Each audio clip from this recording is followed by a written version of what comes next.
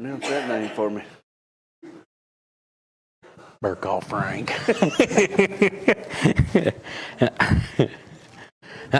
Exodus chapter number 17.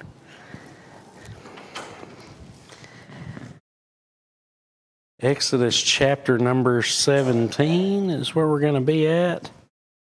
I don't know about you, but I have a problem personally that I don't thank God for stuff I take for granted. I have a hard time with thanking God for running water. You have that problem? And if it is running water, it's not drinkable. I got to go and buy bottled water. Right? I mean, honestly. Or I got to buy a filter that goes on the faucet or goes beside the faucet. It's just, I don't know. I guess that's just the American in me, that we're just not as thankful for. Honestly, we call it a small thing because it's just so readily available. But what if you were in the desert? How thankful would you be for water then if you were in the desert? Oh, it'd probably turn the world upside down to have some water in a canteen or water readily available. Boy, it sure would be nice to have that that Western Pulaski County water in those times, wouldn't it? And I don't know about you, but our water smells like bleach sometimes. But listen, in the desert, I'd take it. I would. I'd take it lukewarm in the desert. And here's the thing. The children of Israel are now, they've come through the Red Sea. They've seen the miracles that God has done and brought them out. Moses and Aaron is leading the charge, and they're behind them. And they've gotten to where they thought that their back was against the wall. They got to the Red Sea, and God said, tell them to keep going. Well, where are they going to go, right? And he splits the waters. Now, he told Moses, he said, take the rod, hold your hand up, and then the waters parted. Was that Moses that done that? Of course not. That was God. Moses was just being obedient. Moses was the tool to show that God was using him. So they get through the Red Sea, the Egyptian army is destroyed, and it's not too long after that, you get into chapter 15, and they're singing a song. They're singing a song that probably Moses had wrote.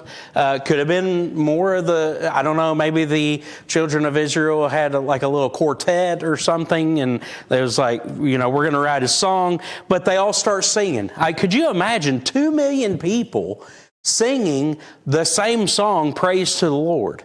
I don't know if you've ever been in a service where, you may be having, honestly, out of a church, out of about 50, really 15 to 20 are truly singing. I mean, they're giving it their all. And thank God for those people. My singing consists of Amazing Grace. But you got people in there that can really, really just hit it on key. I'm not that person, so I try to blend in, and sometimes I'll open my mouth and I'll lip sync it because I'm running out of air. You ever do that? The Lord deserves so much better, doesn't He? And 2 million, probably close to 2 million people are singing this song in Exodus chapter 15. And it's not too long after that. Same chapter. Did you bring us out here to die, Moses? And no water, Moses. And the water that they had was bitter, right? And God said, hey, Moses, there's a tree. That's all God said. There's a tree. And Moses goes over there and hatchets that thing down. I don't know if he may have had a steel chainsaw. I have no idea. But he cuts this tree down, throws it in the water, and the bitter waters become sweet. Next chapter. Moses, we're hungry. Right? We're hungry. Did you bring us out here to starve us to death? Why is it that Moses and Aaron is always the one that gets the backhand whenever problems happen? Have you noticed that? Every single time. Guess what happens in this chapter? Moses, no water. Like literally no water. 2 chapters ago, Moses, we had some water, it was just bitter. Now we have no water. So what are you going to do about it? Because I've already started talking and the rest of the people are on my side and we've been murmuring. You know what murmuring is? You know what murmuring is? This is murmuring. When I start complaining about something that I can't help, but I go and I find somebody else that can't help either, but they'll agree with me. That's murmuring. We just sit there and complain, right? Can't do nothing about it. But I tell you one thing that we can do is we can complain. And Moses and really Aaron are subject to being talked about, being murmured about, being complained about. And in Exodus chapter number 17, it says in verse number 1, "And all the congregation of the children of Israel journeyed from the wilderness of Sin after their journeys according to the commandment of the Lord and pitched in Rephidim, and there was no water for the people to drink." Now, let me ask you a question. Is it okay to question problems that you're going through? Yeah, absolutely it is. Lord, why is this happening? I don't think that the mentality or the heart should be, but it's me. But I think it's okay to ask, Lord, why is this happening? That's okay, right? If you don't ask, you don't receive, right? And he says in verse number 2, "Wherefore the people did chide with Moses and said, Give us water that we may drink. And Moses said unto them, Why chide you with me? Wherefore do ye tempt the Lord?" So what is going on here? Well, they've started murmuring. They've started chiding against Moses. Really, that word chide means to, not so much, I wrote complain, but it's more than just complaining. It's really you're contending against that person. And here's the thing. What are they doing? They're chiding against Moses' motive. That's really what they hit home at. Here's the thing. I don't know why you do something, and you don't know why I do something. Right? The Lord is the only one that truly knows. And we may have but I'll tell you this, we may know a little, but the Lord knows more about why we done something than probably we do most of the time. But what's the first thing they attack? They attack the person, but they attack the person's motives. You brought us out here to die. Now, why in the world would a man do that? Why would Moses do that?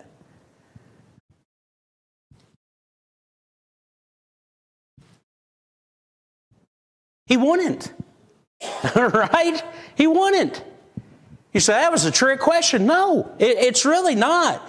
But when we start murmuring and when we start getting the others around us that are going to follow suit with us and they're going to murmur and we got an echo chamber going, oh, can you believe Moses? And no, I can't believe Moses. I mean, can you believe that Charlie Guest done this and Joe Miller I mean, literally. We get those people around us, and then what do? We start attacking motives. I can't believe Joe would do that. I know why he did it. Chrissy's like, I know why he did it too. No, I mean, seriously, you'll get that, and then they'll be like, oh, really? Why? Why did Joe do that? Well, I don't want to even make something up because somebody will believe it. But no, Joe's not done nothing. Neither has Charlie Guest done anything. But I'm saying that's what happens. It's that quick. That quick. And you know what you'll have? You have people, we tell our kids this. Well, one in particular.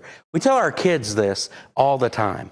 If people come and they tell you things, gossip to you, there's a reason why they come to you and tell you. It's because you listen to it. If you'd stop listening to it, they would find somebody else to go to. Does it work? No. I want to know the latest scoop, right? The barbershop talk, right? Because that's generally what happens. I don't know if hair salons are that way, but barbershops go that way. It's like, hey, let me tell you about that. It's like just stop, right? Thank God the guys that I go to are Christians, and there's not a lot of that goes on, but you still have the occasional, hey, let me tell you what whatever. But as you look at this, they've got a problem, right? They've got a problem. There's no water. Moses, we're out here in the desert. So when there's no water, and our circumstances, our issues have now become, it's your fault, Moses. And look at verse number 3 again. At the very last question, he says, wherefore do you tempt the Lord? Why are you provoking the Lord? So what Moses is trying to get and what a bold response. He says, you think you're talking about me, but you're actually talking about the God that I serve. You guys are provoking the Lord with your complaining, with your contention, with your strife against me because I'm just doing what I'm told. Right? You ever tell a child, hey, go tell the other kid to do this, and then you hear them two bickering? What are they in there bickering about? What the authority told that one to tell the other to do. Right? You do it. I'm not doing it. You do it. No, they told you to do it. Why you do it? I mean, really? Listen, I was a kid once and I have to deal with it now. It's like I am the one who told you to go tell them. And that's what Moses is saying. He's saying, listen, when you talk about me, when you talk about Aaron, you're talking about the Lord. He's the one who sent us to deliver you all because you all were crying. You all were the ones that complained. Boy, they've missed this, haven't they? They missed what Egypt was like. We soon forget where we come from. It don't take long. Don't take long. Them, about a month, and then they already forgot. Remember when we used to sit beside the meat troughs and the bread, all the bread that we had? I mean, man, we just lived it up. And it's like, no, those things never happened. Now Moses has brought us out here to kill us with thirst. Verse number 3, and the people thirsted there for water, and the people murmured against Moses and said, wherefore is this that thou hast brought us up out of Egypt to kill us and our children and our cattle with thirst? See, they're saying, which they've done this before. The motive was for you to bring us out. Is he a secret spy for Egypt? Is that what's going on? You see what happens whenever our circumstances aren't going the way that we thought? Everybody else is to blame. And especially the minister. Oh, that guy. Oh, I'm telling you. It amazes me. This is actually the consensus of really the whole chapter is water and war. That's what I wrote down. I know that's not great, but that's what I got. The first 7 verses is about water, and the next verses 8 through 16 is about war. But first 7 verses, they're all complaining. It's almost like they're warring with God. So I wrote this down. The first 7 verses is, man, this is so basic. Water from God. You say that what? Really? Because only God could do what happened. Look at verse number 4. Moses cried unto the Lord. That's a good thing to do whenever people are blaming you for the reason why they're in the situation that they're in. Here's the thing. Here's what Moses doesn't do. He doesn't fight with them. He doesn't go and start talking about them behind their back. He just goes straight to the Lord and says, look, the motive for why that they are in the situation that they are in is they're blaming me. I need you to get me out of this because my motive is being destroyed. That was not my motive to bring these people out here to starve them with thirst. So what does Moses do? Grins and bears it. Grins and bears it. You ever had to do that with other people in the church? Grin and bear it? Oh, that guy. Right? Joe's starting to remember what I was talking about a few minutes ago. No, I'm just kidding. But I mean, seriously, you're like, oh, it will be some of the silliest stuff. It'll be like, that's why they joined this church. That right there, that's the reason. To destroy you? I think they got better things to do. Right? Do we just need to pray and go home? Or seriously, that's some of the silliest stuff. And it goes on in churches all the time. And listen, small churches aren't exempt from that. They're not. Because you'll get a little amen corner, and they'll be right along there with you. Yeah, I believe that. I believe that's why they joined the church, was to ruin your life. Ruin your life and your daughter's life. Yeah, that's what it's like. Come on. That's the things that happens in churches. And listen, this is ministry. Before the end of this chapter, you know what you're going to find? A church setting. You'll see it applicable in a church setting because everybody's involved. God's involved and all the people are involved. It says in verse number 4, and Moses cried unto the Lord, saying, what shall I do unto this people? They be almost ready to stone me. I find it interesting that as you go through the Bible, a lot of the great, I guess you would, what's a word to use? Some of the great figures, historical figures in the Bible, Moses, David, the Apostle Paul, just to name a few, Jesus, all these people faced afflictions from their own countrymen. I find that interesting.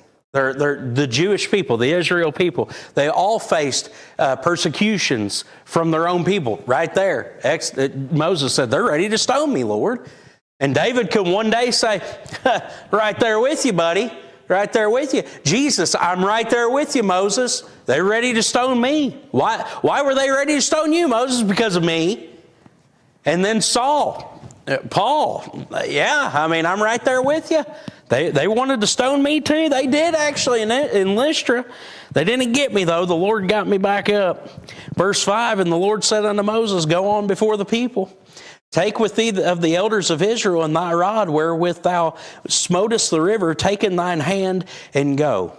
So, aren't you thankful when God answers?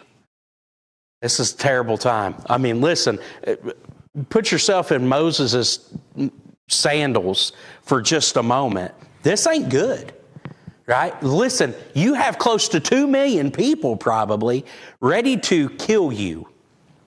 Can you imagine? Pastor a church of 35 and 40 sometimes, and it's like, man, I think some of them's ready to just stone me. Because I couldn't imagine having 2 million people on my back and we're all thirsting to death, right? And here's the thing, everybody's pointing a finger at you. It's your problem. You're the reason, preacher. God would have never called you here. We wouldn't be going through this time of parchment, right? I couldn't imagine what that would be like. And Moses has got it. He's got it bad right now. But the Lord responds to him and he said, go on before the people. Here's what I want you to do, Moses. Here is the plan. Okay, I had to get them in a spot again. I had to get them in a spot again to show myself strong. Again. They're still not getting it. Still not getting it. So here's what I want you to do. I want you to go on before the people. Take with thee of the elders of Israel and thy rod. You remember the rod, Moses. You remember that? I think it's interesting. A lot of the times that God brings up, it talks about the rod to Moses. He calls it your rod. That's your rod. But whenever Moses talks about it, he says that's the rod of God. So I think there may be an identity crisis here on whose rod it actually is. But you'll see that here in a minute. But he says, take your rod, wherewith thou smotest the river. Remember that, Moses? Remember that? Remember when I first said, hey, what's in your hand? What you got there? What's a rod? Throw it on the ground. Turns into a snake. Pick it up. I believe if I was Moses, I'd have been like doing this number, grab it by the tail. He picks it back up, turns back into a rod, and then he smites the river, turns it to blood. You remember that first time that I asked you what was in your hand, Moses? You remember that day? Yeah, I remember that day. Well, that rod. I don't want you to go and find another. I want you to take that one. That's the rod that I'm talking about. Take it in thine hand and go. Behold, I will stand before thee there upon the rock in Horeb. Here's what I want you to do. I want you to do all those things that I just said, and then I'll meet you. I'll be there before you. As a matter of fact, I'm already there. You meet me there on Mount Sinai. Horeb, Mount Sinai, same place. And thou shalt smite the rock, and there shall come water out of it, that the people may drink. And Moses did so in the sight of the elders of Israel. So here's what I want you to do whenever you get there. I want you to take that rod, and I want you to hit that rock, and water's going to come out of it.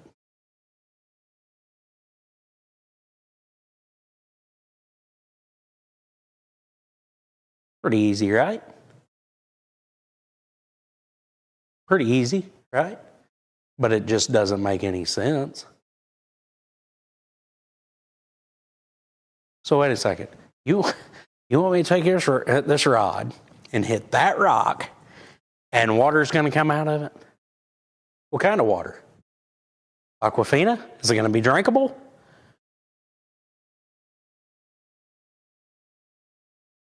Are you, like, in my mind, I'm like, are you serious right now?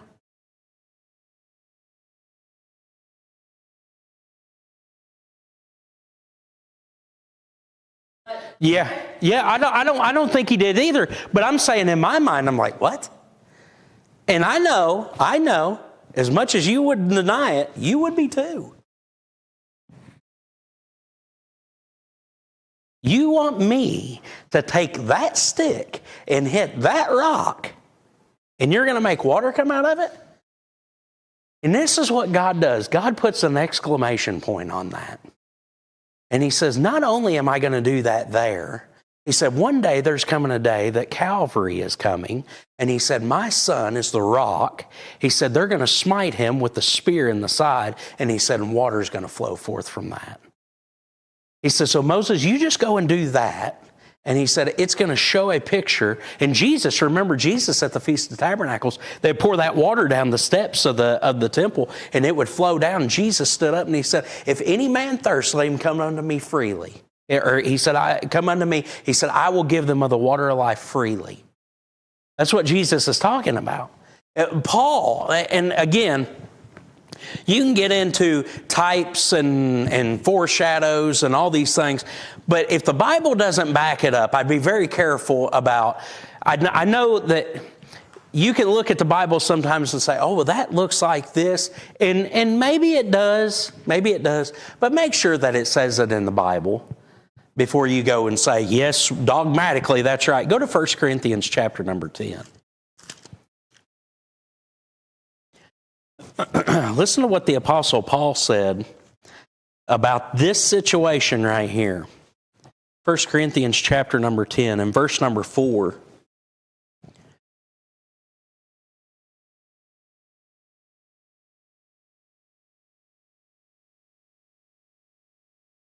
So look at verse number 1 real quick.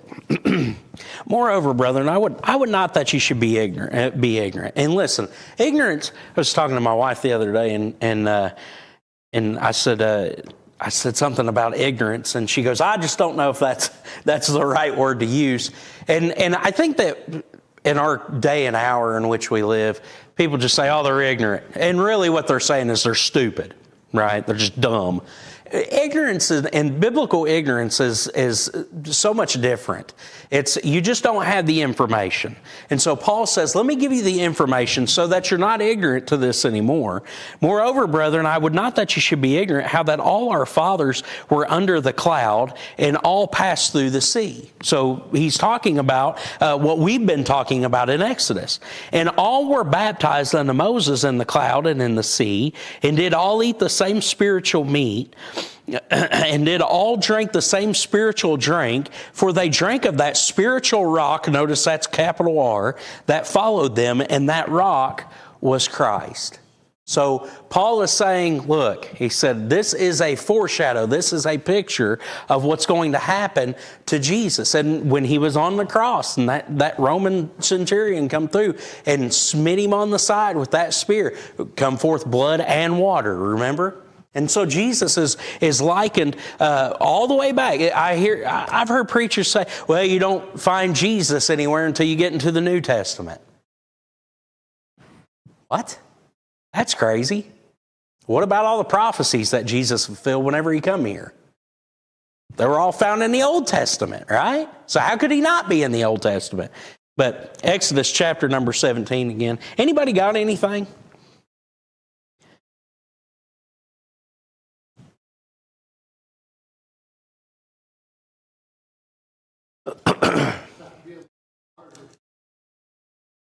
Yeah. Yeah. You're right.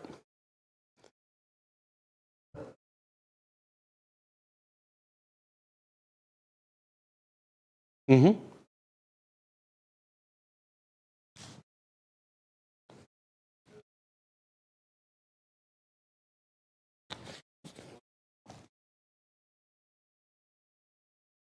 Mm-hmm. Yep.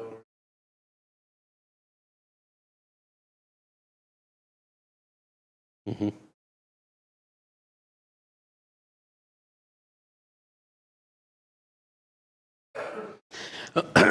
It's,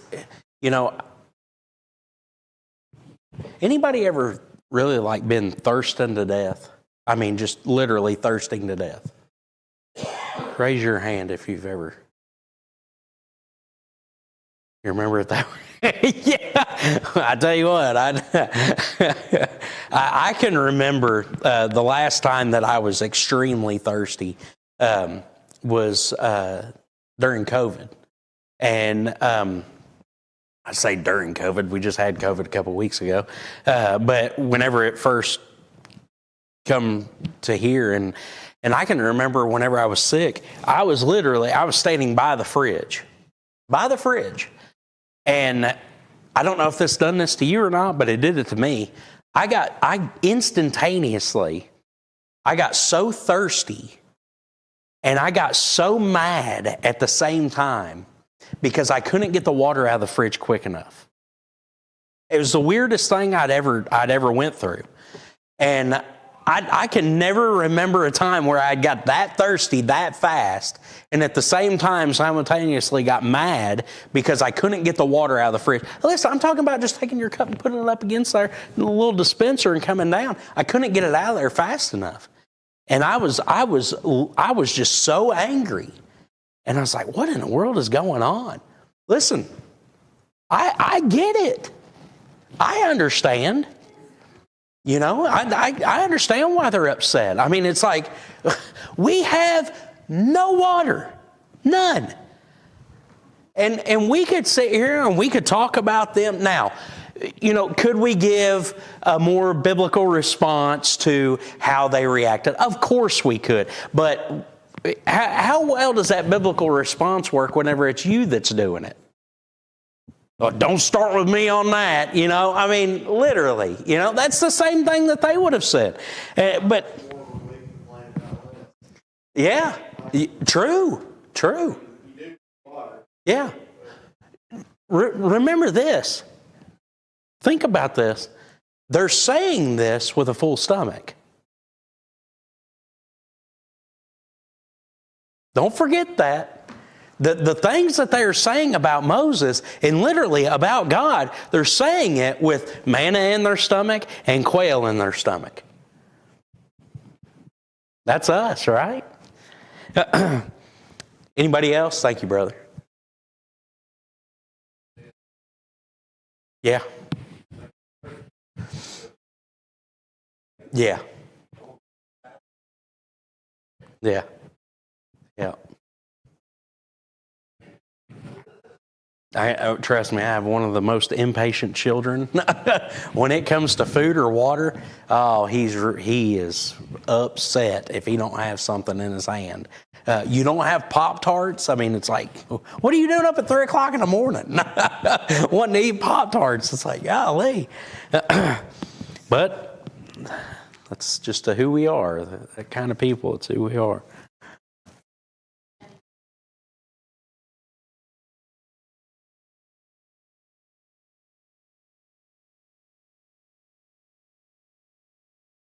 You woke and said, we have to work tomorrow.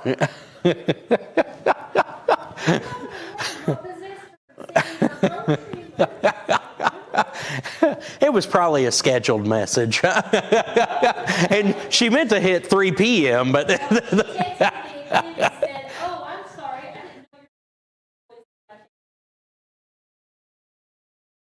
didn't know Well, now you do. Oh, that's good. I've had church members call me 4 o'clock in the morning, 3 or 4 o'clock in the morning, and yeah, because they can't sleep, so they figure, yeah, that's right. And you know what I do? I just talk to them. What do you do? Just talk to them for about 30 seconds, and then it's like, look, if this is all that's going on, I'm getting off the phone because my son is up. I hear him now.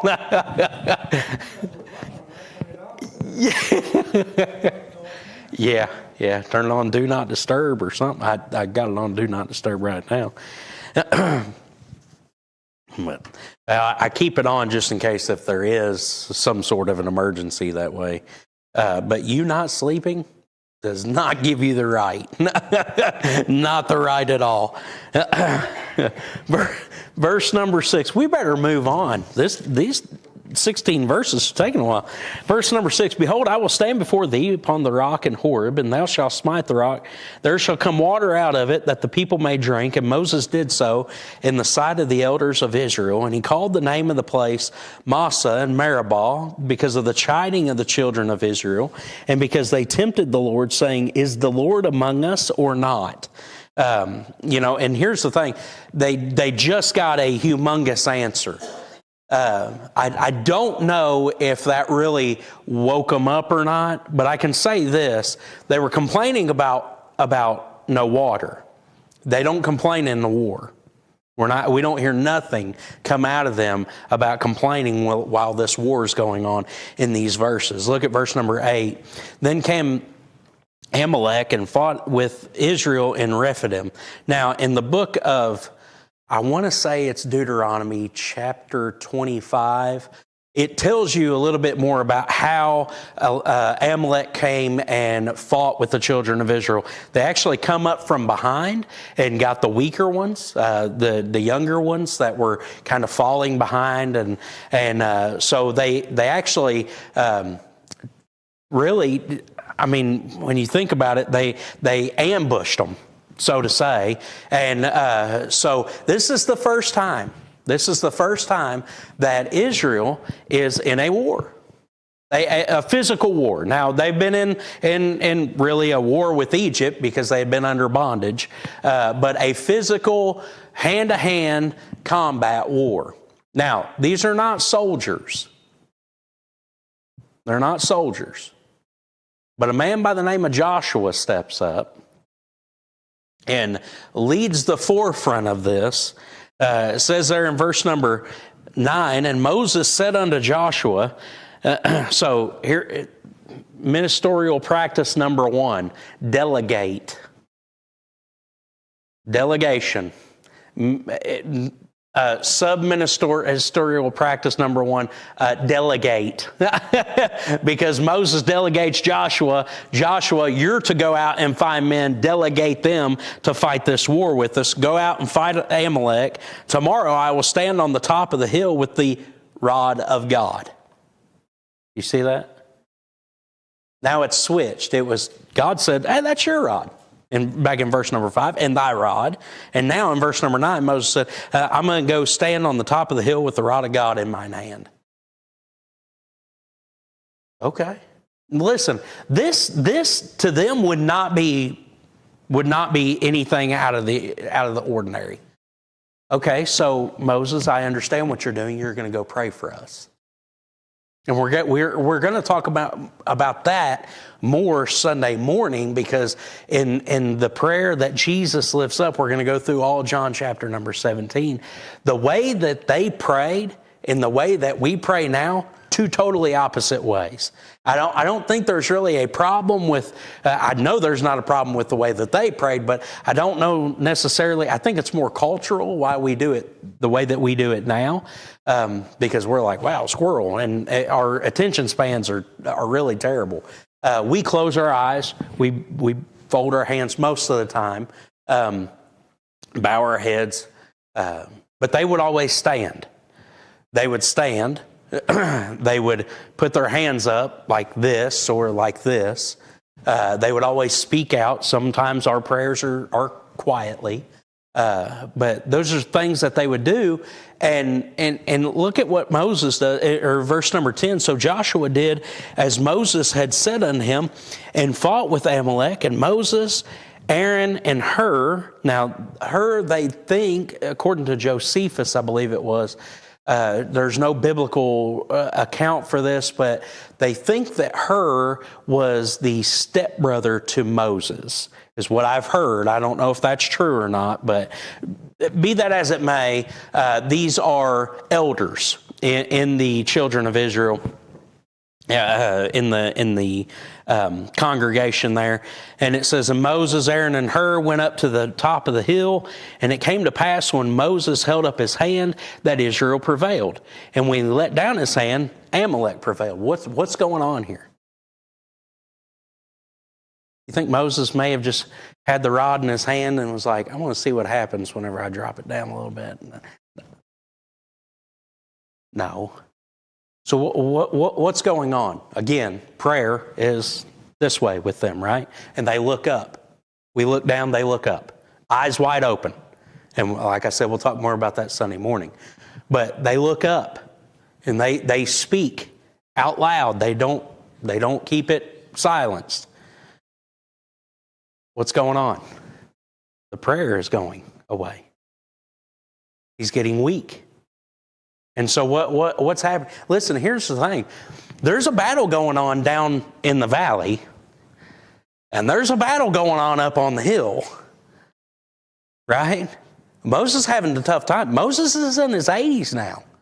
And listen, I don't know if you've ever tried to hold just your hands up for an extended period of time. Well, let me tell you something. Those babies get heavy. You put a rod in it. You say, well, the rod probably didn't weigh a whole lot. No, but I can tell you this, after holding it up for about 30 minutes, it seemed like it weighed 1,000 pounds. And so here's the thing. Moses is doing what Moses is supposed to be doing, making intercession. Right? There was a guy that went up a hill one day and made intercession. Right? Made the connecting point for us to be able to have a relationship with him. And Moses is calling down God, hey, help them in this battle. They're in the valley.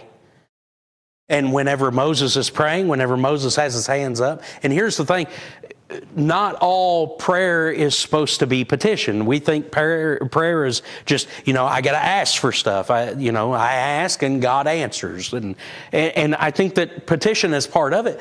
But the word praise, whenever you look the word praise up in a Greek concordance, you know what you find? Or Hebrew concordance, it means with extended hands. So that as they were praying, they were praising at the same time. So Moses is getting weak. Moses, I don't know, maybe he was like squirrel and his hands come down. I don't know. I know his hands were getting heavy because the Bible tells us that. But it said whenever his hands would come down, that Amalek would prevail. In verse 12, but Moses' hands were heavy, and they took a stone, put it under him, and sat there. And he sat thereon, and Aaron and Hur stayed up his hands, the one on the one side and the other on the other side, and his hands were steady until the going down of the sun. Could you imagine? What are they doing? They're scotching him. You ever scotch a trailer tire or maybe a 5-speed vehicle? Take that little rubber piece or block of wood, whatever, and you scotch a tire with it so it don't roll back. What are they doing? They're scotching him, holding his arms up. Listen, here's the thing.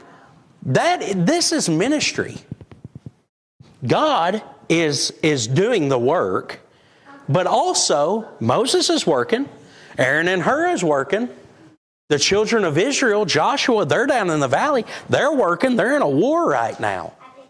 I find it interesting that as you read the first 7 verses, it's complaining, complaining, complaining. And then from 8 to 16, it's God coming through to their rescue again.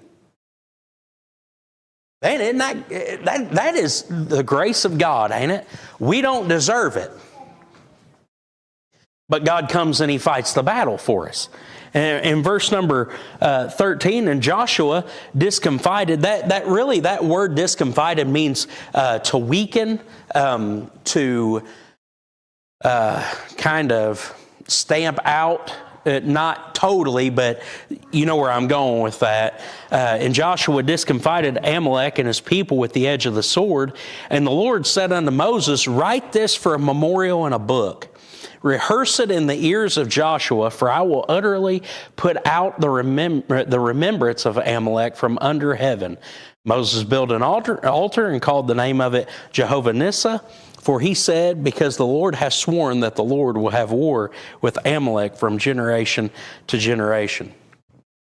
Amalek was a descendant, I think he was the grandson of Esau, and really, when you look at the Bible and you look at Amalek and you kind of put it in the setting of this, the Amalekites were kind of a picture of the flesh. And because God told him, He said, listen, do away with it, utterly destroy them. As a matter of fact, he told Saul in 1 Samuel chapter 15, he said, utterly destroy the Amalekites. Well, Saul didn't. And then David, whenever he was come back to Ziklag, the Amalekites had destroyed that, and David had chased them down. David kept a portion of the spoil. Which David really wasn't told to destroy all of them. That was Saul's doings. But David didn't get them all. As a matter of fact, whenever you get into 1 Chronicles chapter number 4, the Simeonites are the ones who actually stamped out the Amalekites, fulfilling that prophecy of God telling him, listen, stamp them out. They will not be remembered under heaven. So, just some things there. But I find it interesting in verse 14 that God said, Moses, listen, this is what I want you to do. Write this down.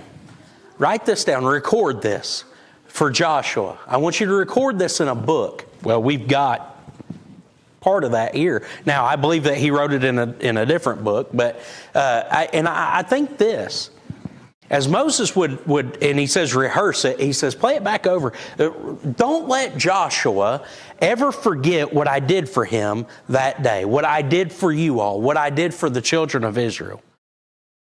What is he doing? Absolutely. Absolutely. Because Joshua's going to have some battles to come his way one day too.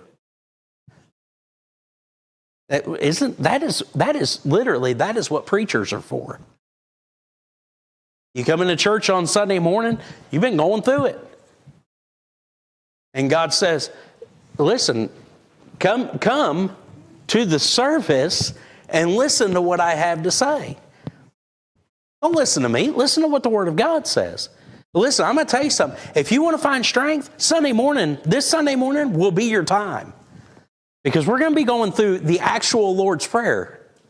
Not the model prayer that He gave the disciples. His actual prayer. And it's good. It's great. People say, well, I want to be able to pray better. Well, get into the Lord's Prayer. Look at what the Apostle Paul prayed. I mean, but the greatest example is the Lord's Prayer. And I think that, how do we do that? I mean, we have to remember this stuff. It's recorded for us. Let's rehearse it, right? Play it back through our minds. Listen to it over again. I wonder if those battles that Joshua was facing in Canaan before he would go and fight them, I wonder if he pulled this book out and start looking at it and say, man, I remember that day. I remember I'd look up, man, in Moses' arms, I could see him up there and he was getting shaky. Looked like the ultimate warrior hanging onto the ring. You know what I'm saying? I remember those days. And I remember Aaron and Hur, Aaron be on one side and Hur on the other. And And they held his arms up, and we won that war. Let me tell you something, guys. We're going to win this war. You say, why? Because the Lord said we would. The Lord's got our back. It may just be a book to you all, but I'm telling you, I remember that day. I remember what the Lord did for us. I remember they were all complaining, we ain't got no water. No water. I was part of that. I believe he was a part of it too. Snibbling. We ain't got no water, Moses. There's a war coming. The Lord's going to fight for you. Yeah, but right now we ain't got no water. I think you're right, brother. I think we take stuff for granted so much that we don't see the big picture sometimes. We don't see the big picture. If we truly knew everything that the Lord did for us, let me put it to you like this. If we truly give thanks to God for everything that He does for us, we look at those verses like pray without ceasing, and we'd be like, easy to do because the Lord's done everything for me today. Right?